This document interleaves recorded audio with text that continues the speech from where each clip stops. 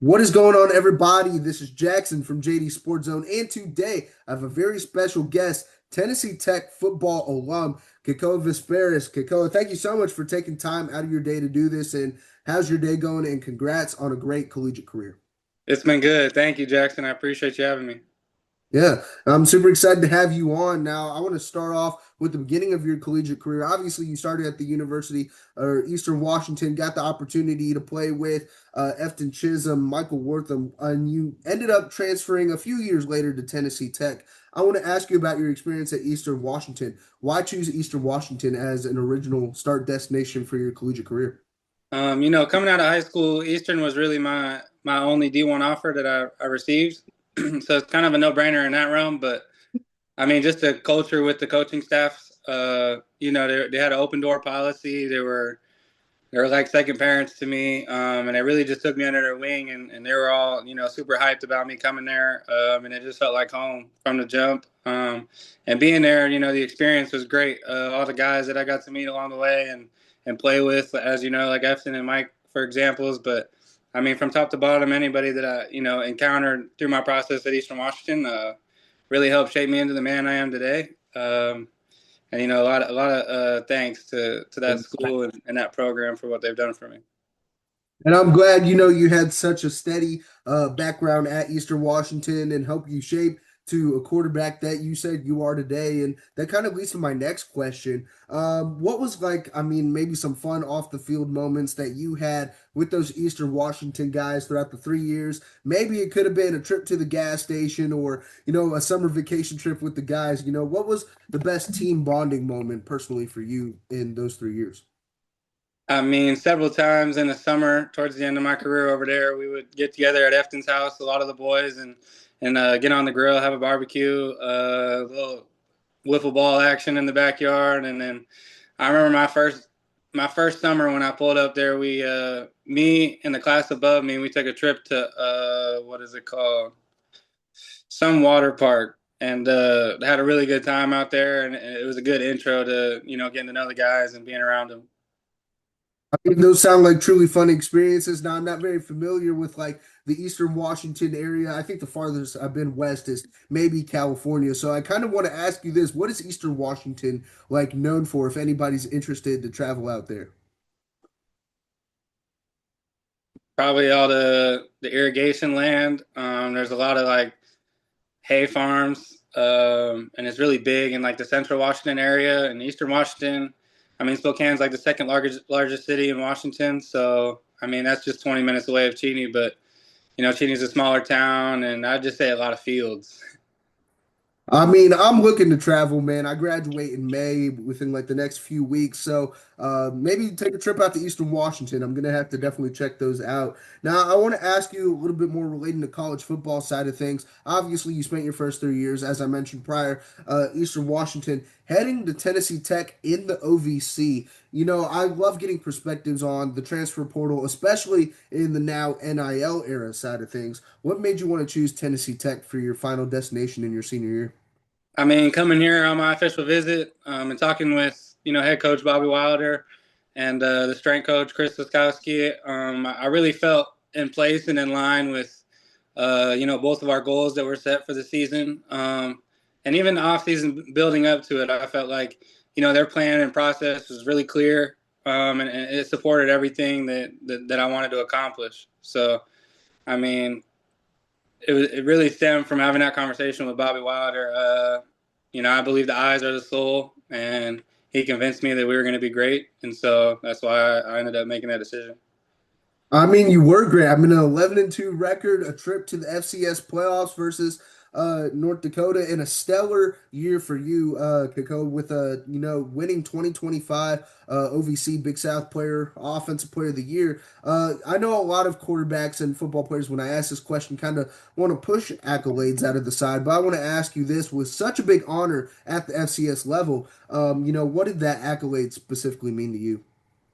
I mean, it meant more than just me, like it was a reflection of everybody that's been along my journey and helped me get to where I've got. And it was really just surreal to think of where I was in middle school to where I ended up at the end of my college career. And it just wouldn't have been possible alone. And so, just a lot of thanks to the people that got me here. And again, I'm glad you had a great supporting cast from like, family, friends, teammates, and everybody around you. And again, a stellar career at the D1 level, man. That kind of leads to another fun question about the people around you. I know you probably have a lot of funny teammates from both Eastern Washington to Tennessee Tech. So I want to ask you this. Who was the funniest teammate that you had it's going to be combined from both schools. I'll throw that out there for you. And what was that? What made this person so funny?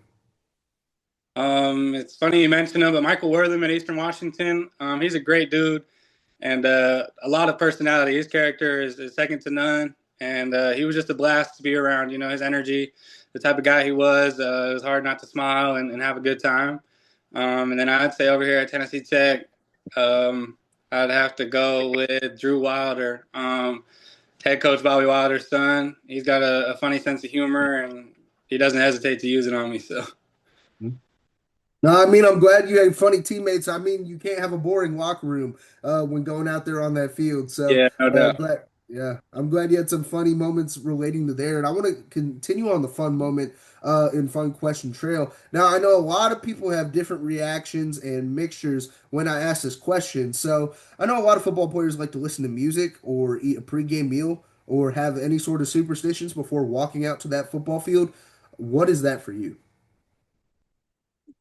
It's honestly getting into that flow state, and I think everybody has a different way of getting there. But for me, that's playing music I grew up on, like reggae, and really just set myself back and really calming my body to be able to perform the best. And I think that's a very interesting choice. I don't get a lot of reggae. I get a lot of like Lil Baby or Big X the Plug when I ask these questions. So, it's great to hear that, you like to stay in a calm flow state. I think I got an answer of like ocean sounds or snowfall sounds one time. So, That's great. it's great to hear the reggae side of things. I'm a big Bob Marley guy, big J Boog guy. So, I kind of flow in that Yeah, state. But I want to ask you some more questions relating back to the college football landscape. Obviously, you started off at a D1 level, transferred to a D1 level. What was your biggest welcome to college football moment out of high school in your first game or maybe first season in college football? yeah. I'm gonna take it back to my fall camp, freshman year, arriving on campus. I think just getting out of my parents' house really was the biggest change for me that I had to adjust to for sure. And then on top of that, it was the heat of things, getting full install playbooks daily, and just trying to keep up and stay on top of everything, as well as school hitting. It's something that created a lot of adversity in my life, but helped shape me into who I am today. And if I didn't push through, then there would have been no outcome. So I mean, perseverance and the mental grind that, a lot of outsiders who don't play collegiate sports don't really realize. And, adaptability is the biggest thing in collegiate sports. And, shifting playbooks from high school to transferring to different schools like you did from Eastern Washington to Tennessee Tech. So I'm glad to hear that you were able to adapt very well and, led to your success at the FCS level, which leads to my next question because last season, as I mentioned before, 11-2 record, phenomenal standing in the conference. You got the opportunity to play in the FCS playoffs. Obviously, the result you didn't really want to expect, but you still got the opportunity to play at that landscape. So I want to ask you this. What was the biggest change in atmosphere from a regular season game or game clinching game to an FCS playoff game? I really don't think much changed, in my opinion. Half of our stadium was still in demolition mode, trying to build it up. So it was still just one side of the stands was full. And I think the biggest difference was probably just having the patch on the jersey with the NCAA logo on it, other than not having it. But other than that, I mean, it was just another FCS game and at home. I mean, it's so cool to hear all the experiences from the FCS playoff bursts. I know our school, they're heading into their last year uneligibility, but hopefully get to see that. I know, unfortunately, I won't because I'm a senior graduating. I'll be back as an alumni though. I'll get to go see it there. Yeah, But for it's sure. yeah, it's great to hear from the SCS playoff landscape. Now I want to kind of transition back to fun questions. Obviously, you're a quarterback, and you probably had a lot of quarterbacks you idolized your game after or tried to model your game after. Who's your Mount Rushmore of quarterbacks? It's got to be Marcus Mariota. That's who I grew up Ooh. watching. From when he was getting out of high school to his transition to Oregon, and what he did at Oregon, I think was just super impactful in my upcoming and understanding of the quarterback position. I think, without watching him each week in his season and going to the Natty, that wouldn't have been the same. I mean, I love Marcus Mariota. So you believe Marcus Mariota is the greatest Oregon quarterback of all time? Yeah, it has to be. Okay. Thank you so much for agreeing with me on that because everybody here at the college thinks it's Justin Herbert. I'm like, what are you talking about? Do you look at the accolades that Yeah, Mariota that, had? that season he was looking like Jaden Daniels, so I gotta Mhm. give it to him. I mean, absolutely. Now, I want to ask you this because you see a lot of transition in collegiate football and even at the NFL landscape of from field general quarterbacks to mobile quarterbacks who, obviously utilize the run game more. How would you describe your playing style and being able to adapt to the higher level of, quarterbacks at the D1 level? I definitely say I'm a pass first quarterback. And when in doubt, God bless me with two beautiful legs that can get the job done. But my role is to get the ball to the playmakers that we got on the outsides. And if that's not possible, then when in doubt, use the legs. But definitely pass first. I mean, we saw a lot of touchdowns come from you. I mean, ranking top 10, top 15 in passing touchdowns and passing yards at the FCS level. And I think it truly led to your success and, heading in forward. So I actually want to ask you about that because you said you just had your pro day, a couple days ago. How was that like? And what do you believe is the next steps for your professional football career? I thought it went really well. I went out there and ran a 4.48 40. Vertical jump to 38, broad jump to 10.4.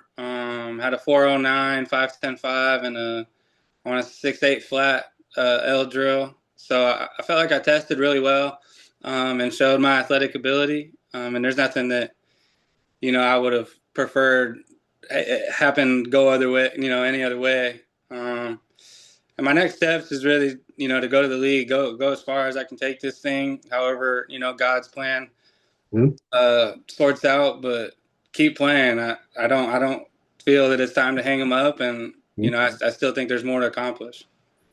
I'm glad you have your faith and entrusted in God that He's always going to have a plan for you, leading to the next steps of, your football journey, whether it be, your football journey or just journey in life. And, I wish the truly best of luck for you, man. And I'm glad that you had or felt good about your pro day because I know I have a couple guys who recently had their pro days as well that I went to high school with. And, they weren't feeling great about it, but I'm glad you had an optimistic mindset, heading out of that. But I want to ask you a couple more fun questions before I end off this interview. Now, I know we talked about like, pregame karaoke songs, but I want to ask you this. Do you have a pregame or postgame meal? Because I'm a big foodie guy. When it came around football season, maybe not stuff you ate with the team, but like fast food restaurants or like what was your go-to there? Um, I keep it pretty clean around here in the Cookeville area. I'd say that my go-to is Fuji Hibachi. And I get my protein and carbs in and some vegetables from there, and that's usually what I smack on out here. So I'd probably say there. I mean, that sounds like some good food. Down here in Georgia, we have a cookout, and that's pretty much it. That's going to be open past midnight. I mean, I like getting some cookout, but I mean, I wish there was a variety of options Yeah, as a no. college student. I mean, you gotta understand that. But I want to ask you one final question, man, because I know a lot of people at the high school landscape want to make it to the next level to D1 football or just collegiate football in general. And you talked about your mental preparation. You talked about your mindset heading into the games. And what's the biggest piece of advice you would give to a high school athlete looking to make it to the next level? One of the things I carry with me super strongly in my career since it started out my freshman year at Eastern Washington is that I would never amount to the person I am without the mistakes made prior to. And I think the fastest way to success is getting those mistakes out of the way because it's hard to learn when you don't mess up, but when you mess up, it can give you a little life lesson and a teaching. And that goes for life as well, not just ball. I think ball is a great translation to the world of life. Um, and I'm only as good as my mistakes that I've made, and that's probably the biggest thing I've ever learned. I think that's great advice and something that, high school athletes kind of sweep under the rug because they think they're doing everything great. They think they're like what Jamal Adams says, the best in the nation. But, you can only learn from your mistakes and, take takeaways from that. And, again, I wish the best of luck for you, man. I mean, you seem like a great guy. I had a lot of great conversation today. And, I look forward to seeing you on the pro field within like the next couple months heading into the fall. But I appreciate your time and thank you so much for taking time out of your day to do this, man. Yeah, no doubt. Thank you, Jackson. I appreciate you.